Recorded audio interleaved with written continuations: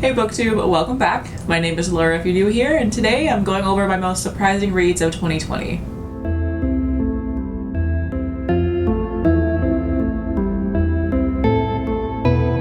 Am I drinking a glass of wine at 4 p.m. on a Sunday afternoon? Yes. Yes, I am. And you know why? Because 2020 is almost over, and I think we all deserve to drink to that. So, cheers! It is currently the middle of December. We've almost made it through this absolute nightmare of a year. As I'm sure we're all well aware, 2020 has been absolute garbage, but I think it's important to focus on some of the good things of this year. So today, let's just talk about some really good books that I read this year. Not all these books got like 5 stars or whatever. Some of them got 3, some of them got 4. They were either not at all what I thought they were going to be, and that turned out to be a good thing, or like, you know, I thought the plot was going to be different, or like whatever the case may be, but just something about it surprised me. I obviously go into every book hoping it'll be 5 stars, but sometimes I'm like completely wrong about what the plot of a book is, or I pick up a book not knowing a whole lot about it, or whatever the case may be, and the odd time I'll pick up a book that just kind of sounds okay and it ends up like blowing me away. I'm sure I do not need to explain what's going on here, but here we are anyways. So I have 8 books that I'm talking about today. They're in no particular order, starting with Upright Women Wanted by Gailey. I read this one, when did I read this? Was that in January? Oh my god. Felt like a million years ago. Okay, how do I describe this book? It's like, this book is set in the future in America, in which they've gone back to like a Wild West kind of thing. So it's like a futuristic Western. It's super weird, but I'm really here for it. But it follows a girl who is queer, and like that is not okay in this society. And she joins a group of librarians whose job is to travel across the country delivering government-sanctioned reading material to towns. But these librarians are actually spies working for the resistance. And it's just a bunch of queer librarians on horseback trying to take down the government. Like, fuck yeah. It was amazing. This book was fantastic. I'm pretty sure it was a novella, so it's very short, but I fell in love with this book. I was not expecting to. I thought that it sounded really cool, but like I had never read a Western before. I have like very little interest in that kind of Western vibe, so I thought that I would like the plot of it, but like the setting of it I was really iffy on, and it ended up blowing me away. Like I absolutely adore this book. It wasn't perfect. I think I gave it like 4 stars maybe. I was so pleasantly surprised by the setting of it and the atmosphere, and like maybe it was just Gailey's writing. The world just came alive for me and I could really picture it, and it was just beautifully written, so I'm very glad that I picked this one up, and I like kind of want to read more Westerns now. Next up is 1,000 Beginnings and Endings, edited by Ellen O and Elsie Chapman. This is a book of short stories, all inspired by different myths and legends from Asian cultures. There are so many cool stories in here, and like all of them were fantastic. So if you know me at all, then you probably know that I love myths and fairy tales and folklore, so it's not surprising that I liked the content of this book. But the reason that it was a surprise is that I've never been a huge fan of anthologies. I just find, you know, like there'll be like 1 or 2 good stories and then the rest of them are like just kind of okay. So I'm not like the biggest fan of them, but this one blew me out of the water. It was amazing. Every single story in here was fantastic. Literally all of them. There was not one that I didn't like. There were definitely some that I liked more than others, but all of them were good. They were all strong in their own right, and like they just all added so much to this book that I just couldn't imagine any one of these stories not being part of this anthology. They all just work so well together. They're all vastly different, but they just somehow work so well together, and this was just a very, very well put together book,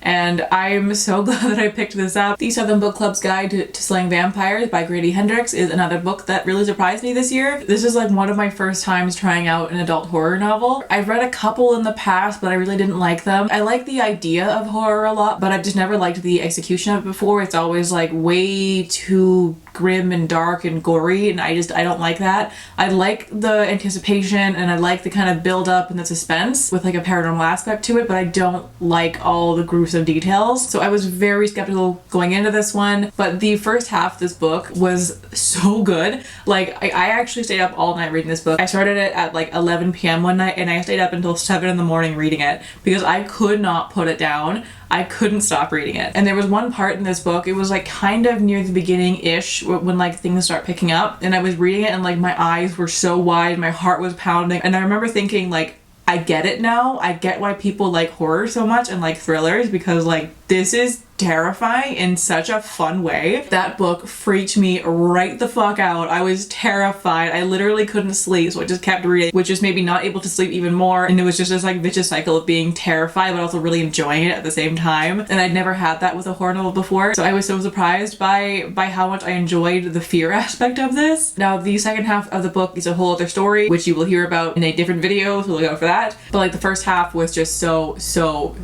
good. And then we've got Tales from the Shadowhunter Academy by Cassandra, Clare, and a bunch of other people. This is a book in the Shadowhunter world that follows Simon Lewis, who's a character from the Mortal Instruments. Simon has been through the most, honestly. He is just this poor boy. But now this book is a surprise for me because, as I mentioned many times on this channel, I used to be obsessed with the Shadowhunter world, and over the years I've completely fallen out of love with it. But I keep reading these books just hoping that one of them will make me feel the same way that I did when I was a teenager, and I just hadn't found one like that in so long. I think the last time I was actually excited for one of her books was in like 2014, I think it was the first book in the Dark Artemis series. I was actually hyped for that one, and then it was just swiftly downhill from there. So like I was avoiding this book for so long because I just didn't want to read it. But this year I finally read it for Tome Topple, and I'm so glad I did. I fucking loved this. This was fantastic. Like, I actually cried. This book made me cry. I have not cried at one of her books in years, but this one had me sobbing at the end. If you read it, you know what I mean. At the very end of this book, pain. But this was just such a refreshing book in this series because, like, maybe a hot take, but I'm so sick of reading about the same characters over and over and over again in the same families. So I liked this one so much because they were actually different characters in it for once. Like, yes, it followed Simon, who's a staple in this series, but he's never really been the main focus. And so I love that he got his own book because I love his character. I think he's funny and witty and just like a good time to read. Then we also got to see other side characters who also haven't really had much of a spotlight throughout this entire series. Like Katarina was in here, and I loved getting to know her a bit more. We got to see Magnus in kind of a different light, and that was really fun. And I just really enjoyed this one. It was fantastic. I'm so glad that I finally picked it up. Thank you, Tome Topple, for finally making me read this book. Next up is a series that literally the entire internet knows and loves, and I just never read it because I suck. But that is The Cruel Prince by Holly Black. I'm just gonna consider the whole series as a surprise instead of just the one book. This book just, wow, floored me. This book was so hyped up that I didn't think it was possible for me to enjoy it as much as like the rest of the world did, because I had such high expectations for it that I thought there was no way it was gonna actually like live up to that, but it actually did. I loved this so much. This one is a fairy story following a girl named Jude and her two sisters. One of them is her twin and the other is her half sister, who is half fairy. And one day when they're children, the fairy father of her half sister comes to like claim his daughter. The mother says no, and so he kills their parents and takes all three children back to fairy with him to raise them as his own. So our main character Jude grows up as a mortal living in fairy, where she is treated like absolute garbage, and she's sick of it and she just wants to feel powerful. And so things happen in this book that lead to Jude being able to feel powerful. I will leave it at that. But this book was fantastic. This whole series was just amazing. I love the character of Jude. I really enjoy characters who are unlikable. I just think that they're so much fun. Like, Jude is not a good person by any means. She's not like a villain or anything, but she's definitely not good. And I love that kind of character, and I think that she does it very, very well. Like, she is such an asshole. She is not likable. She's rude and just bitter about life and everything. And I just think it was so much fun to read, and it was very refreshing. And like, just this whole series in general was so good. The last book was definitely my least favorite, but I did still enjoy it. But like, book number 2, man, oh, I loved it. It was amazing. Next up is An Absolutely Remarkable Thing by Hank Green, which I left a sticker on there. Oops.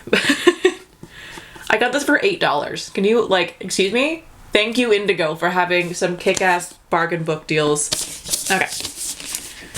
Yeah, anyways, so this book was so weird.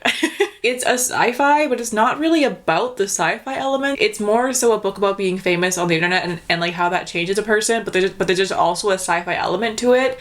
It's such a weird book, and I loved it. But this book follows a girl in her mid-20s named April, who's an artist living in New York City, and on her way home one night at like 3 in the morning, she finds this statue in like the middle of New York City, and she's like, oh, this is probably a really cool art installation. She's about to walk by it, but then she decides to like stop and actually appreciate the art. So she calls her friend, has him bring down some camera equipment, and they make a quick YouTube video of it, upload it that night, and in the morning it has millions upon millions of views because one of these statues has appeared in like every major city in the world, and no one can figure out where they came from, how they got there, or even what they're made of. Some people think that it's some weird military thing going on. Some are saying it's aliens. No one really knows what's happening. There's a lot of fear surrounding them, and April kind of becomes the spokesperson for these statues, which have been called Carl because she called it Carl as a joke in the YouTube video, and now they're just known as the Carls across the world. So she's just all of a sudden thrown into the spotlight, which like is such a cool premise, but again, it's not really about the Carls.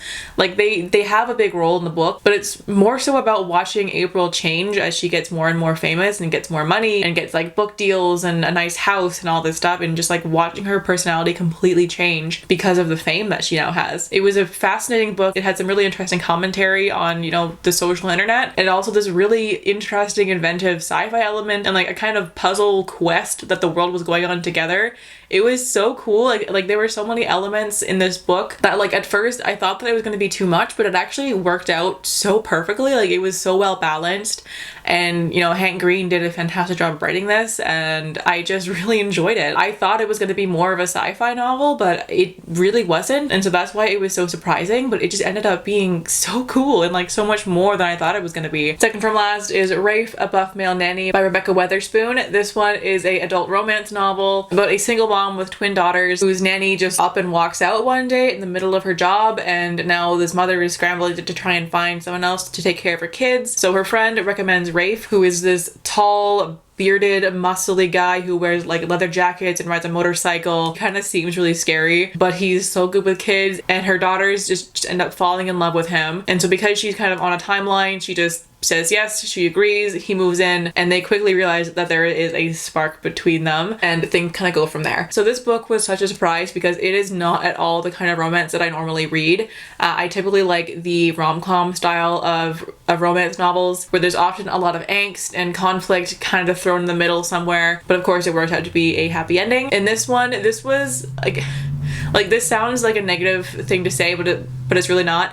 But this one didn't have like much substance to it. Like there was no conflict at all. This was basically just like a wet dream for single mothers, and that's exactly why I loved it. It was just so much fun. There was no drama, there was no conflict. It was just a really fun book about like the most unrealistically perfect life that you could possibly have, and that was just like exactly what I needed at the time. So yeah, this just ended up being a complete and total surprise. I thought that I would enjoy this book, but I thought that it would just kind of be okay, you know, because I like having the angst, but I actually ended up really liking not having any angst and any drama, and just kind of having this like really steamy romance with no conflict whatsoever. Can't wait to read more from this author. And the last book on this list is Lair of Dreams by Libba Bray. This is the second book in the Diviners series. This one is centered around a plague that is going across New York City, where people fall asleep and they enter into this nightmare world and they never wake up, and their physical bodies start to burn and eventually they die. But this one was such a surprise to me for two reasons. First of all, I wasn't the biggest fan of the first book, so I thought that it was just going to be okay, but I ended up actually really enjoying this book. And second of all, I read a book about a pandemic